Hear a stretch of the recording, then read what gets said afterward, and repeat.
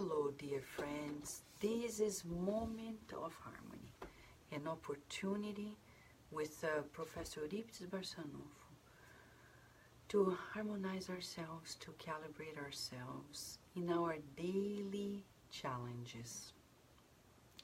Today, the message that is brought to us talks about the call to service in the harvest of the Lord. First question to all of us is whether or not we understand that we are not the lords of our lives, but we're working for the Lord of life. On the earth, problems exist because people feel that they are the owners of themselves, the lords of their lives. And we've come to know that it's not quite how it works. We've come to know through the teachings of ancient times that there is one Lord and only God, and we're here to be called to serve and to work.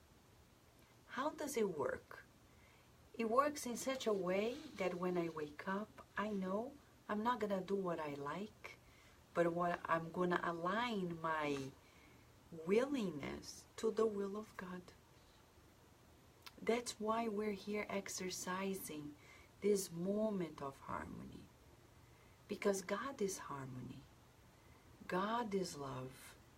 If we're not feeling harmonious, or if we're not feeling the love and the serenity, it's because we're not harmonized. And you may claim, yeah, but Vanessa, there are people who create obstacles. You're right, they do. No wonder Jesus is truly melancholic. The scripture says, there's a true account in which Euripides Barsanulfo saw Jesus crying. And he thought Jesus was crying out of joy. He turned to Euripides Barsanulfo and said, no, that's not quite what it is. Actually, I'm sad, especially because those who were called to work in this harvest are not fulfilling it. And in that group, it's the Spiritists. So tonight we're going to revisit our calibration system, shall we? He says, beloved brothers and sisters, peace and light, we were all called to serve in the harvest of the Lord. Let us get the tools, the necessary tools, to fulfill the imperious task that the infinite mercy of the Father places in our path. The elements of which we must lay hands are the plow of work, the hoe of solidarity, and the rake of tolerance. In possession of those tools, we will walk steadily and serenely, preparing the ground for the future generations to which we belong. Every conscience is a destiny. Let us build our destiny under the solid foundation of a conscience that vertically elevates with eternal and immutable justice. Let us prepare the nuptial tunic, adorned with light and woven of immaculate whiteness, with the extirpation of our flaws and secular vices. Let us remove all shadows from our perispiritual organization, which is inoculated by the errors of the past, so that we may appear shining and bright at the feast of the Lord. Let us build the diaphanous veil of immortal clarity around our heads. How do we get to that objective? In the hygiene of our thoughts lies the whole secret of the purification of our spiritual aura. Let us envelop our spiritual vehicle with the luminous and ethereal robe of the angels. What should we do to achieve such goal? Let us occupy our hands, minds, and hearts in the divine work of love. To tell you, the script of love would be the most complex task. I leave to you the merit of finding the paths that love suggests. But we realize that the opportunities in the service of the good that Jesus puts on each one's road every day are wonderful ingestions of love. It is up to you to take advantage of such opportunities or to squander them in the shadows of indifference. But remember this truth: your responsibilities are broadened as your understanding clears towards the divine things. And let's not forget that the Christ trusts in the action of those who have already attained the common level of understanding of the Gospels. Christ awaits us. May the Master strengthen us for the purpose of our spiritual regeneration. Yeah, it's a very intricate message. It has many ins and outs. And if we're here together, the bottom line of it all is what Mentor Joseph says. It's a vibratory calibration. More than words, it's about finding, like musical instruments. You don't tune a musical instrument with words. It's with vibrations. You perceive the differences and you calibrate. It's like a painter painting the different hues of the colors. It's not by words. It's by our sensory movement. We need to feel the scriptures. That's why Jesus said, we need to feel it. It's not enough to know. There are many words here, but the bottom line of it all, you and I are being called. And that suffices. That suffices. We're all being called. The gravity of following it has consequences to the collective.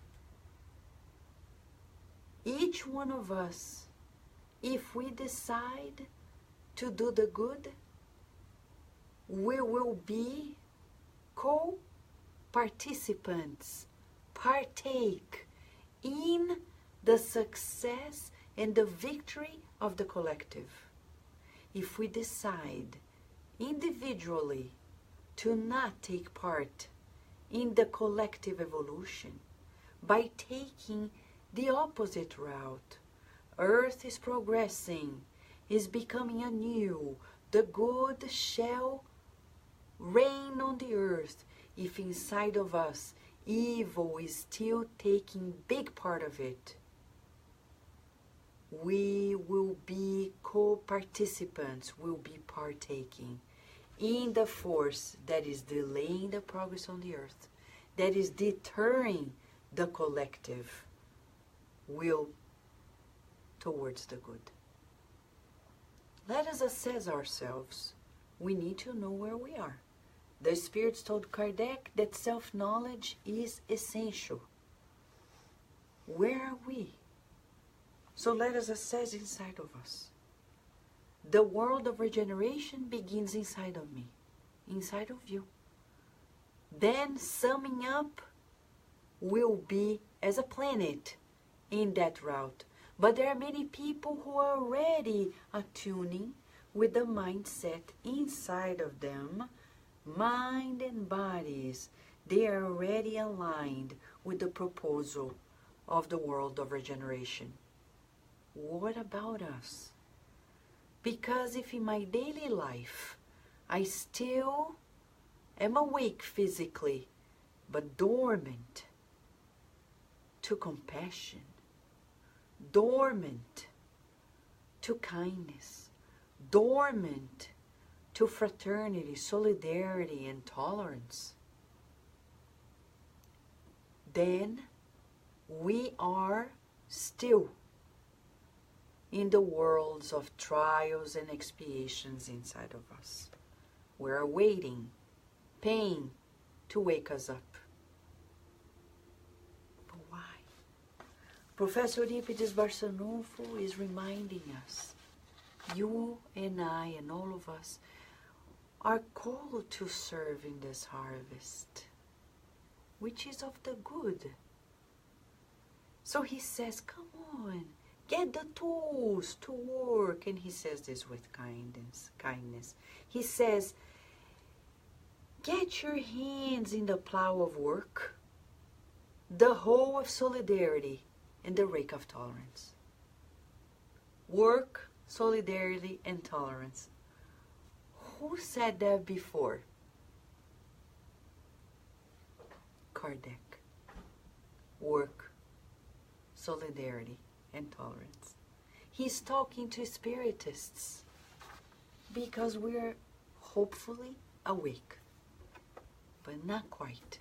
We're still like, you know, when you wake up and you're still dizzy, like, That's majority of us in Spiritism. In the movement, yeah, I know, we're awake, but where do we go? Oh, I wish I could sleep a little more. You know, the sleep of the conscience. Oh, life was so much easier before this. Come on, life is much better with Spiritism. The people who say their life is more complicated and harder after they got to know Spiritism, because now they see what they haven't seen, they know what they haven't known before, it's because they still know but they don't feel. Because when we start feeling it, we enjoy it, we love it, we rejoice.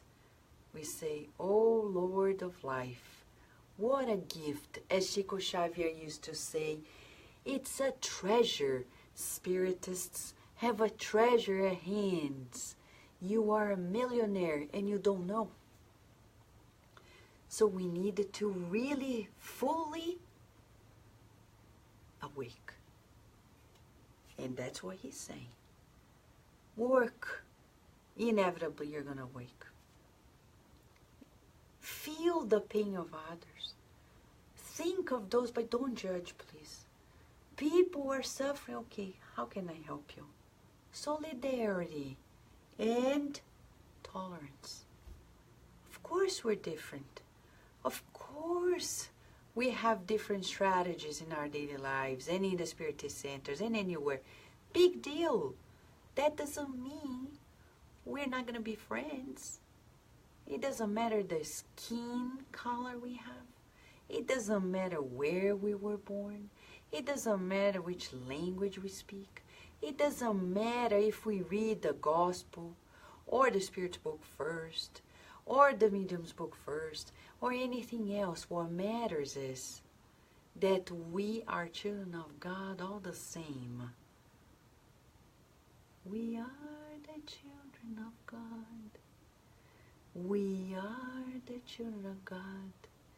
We really reincarnated to learn to do good Right, Teresa Castro, Spiritism is helping to simplify my life. That's a beautiful statement, and I feel it as you say it. I can feel in the words, Teresa, the sincerity of them, because it really shall simplify our lives. No longer we are going to surrender to the old conditionings. We're tired of them. And Euripides Barsanulfo says, when we get these tools at hand, we walk steadily and serenely, harmonious, preparing the ground for the future generations to which we belong. Because you're going to reincarnate after this one. Oh, no, please. Oh, yes, please. So we better work. And work hard. Because life is really short. It is short. Even if it's 100 years, it's short. By the time you really start figuring out what to do and how to do, and you get your food solidly on it, and your hands on it, boom, it's over. Kardec lived a long life for the time. He discarnated at 69. Literally, he discarnated with his hands in the work. He wished he could have done much more. In the posthumous works, we've come to know that he wanted to do much more, and the Spirit said, hold your horses. You are literally being, you're giving more than we need for now. Wait. In his case, he needed to wait a little bit. He was already at the vanguard, but we needed, like Jesus. Jesus knew it, the limit for his time. So much so that he said, I'll send you the promised consoler that will tell you what I cannot tell you now. He knew it. Kardec is not the master of all masters. But he worked with Jesus, but he didn't have the same stature. So he wanted to do more. And he was right. We need more. Do you feel we need more? I do too. We all do, right, Carol? Right. Carol Correa is here. You see it. And we need more. But the point is humanity ready for now? Only God knows. What do? We don't decide anything. We just keep on working. And working, and with these tools of work, solidarity, and tolerance, we walk steadily, and serenely. So that's a good practice for the next 24 hours. Visualize yourself, your home, your cells of the body, serene, serenity, serenity. Visualize it. Visualize a shower of serenity and embrace it every day. It begins in the mind. We can do it. And Professor Euripides Barsanulfo keeps reminding us, work on this. Your responsibilities are broadened as your understanding clears towards the divine things. And the Christ is with us. The Christ awaits us. I'll leave you to these thoughts tonight as we harmonize ourselves with Euripides Barsanulfo. And we'll be back tomorrow. May God bless us all.